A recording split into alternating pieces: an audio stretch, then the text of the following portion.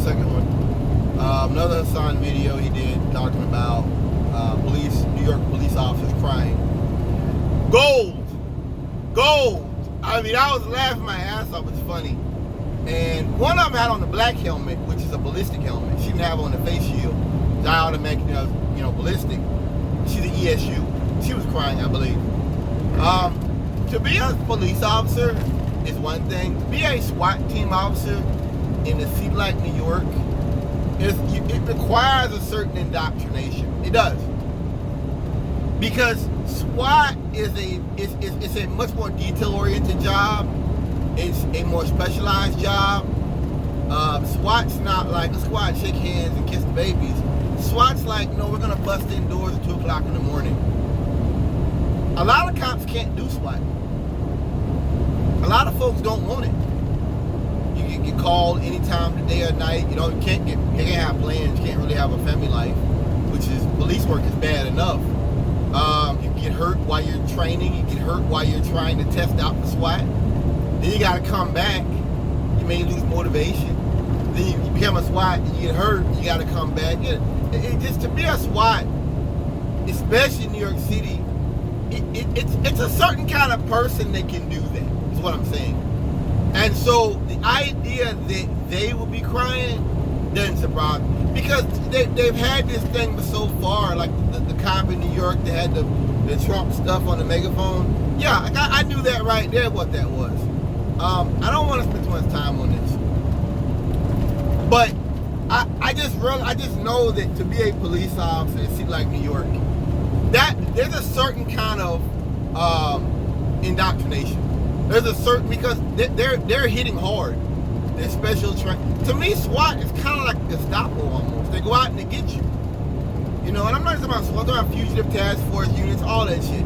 They're kind of a Gestapo, And I think it also shows you that law enforcement doesn't really serve the will of the people.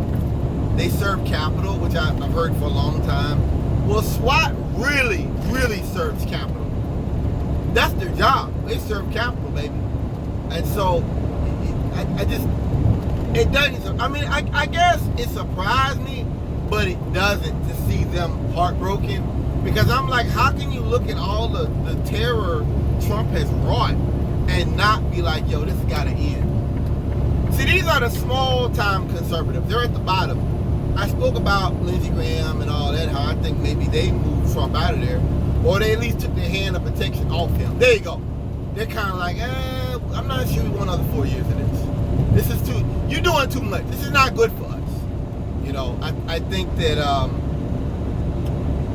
I can see that. But like I said, with SWAT, there's a certain indoctrination. Repeat myself. There's a certain kind of a mindset. That there's a certain kind of fascist.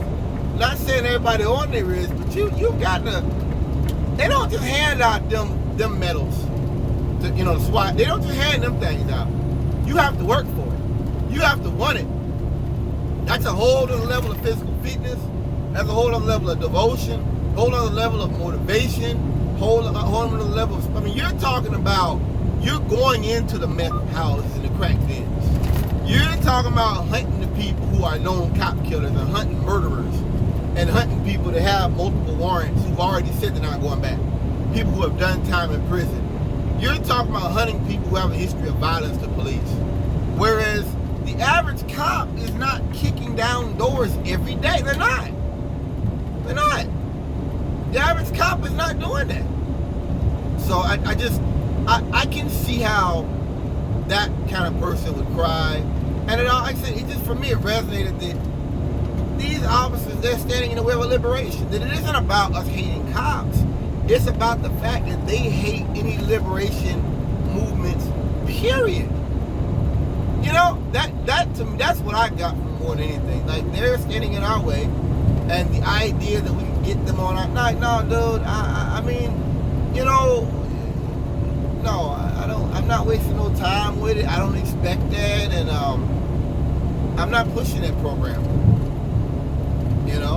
When I seen the thing in Philly where the cops were pushing the crowd, they beat that man over here with the baton, and then the dude got charged, come out the courthouse, and the police applauded slaughter them. That is when I realized, hey, maybe we can't.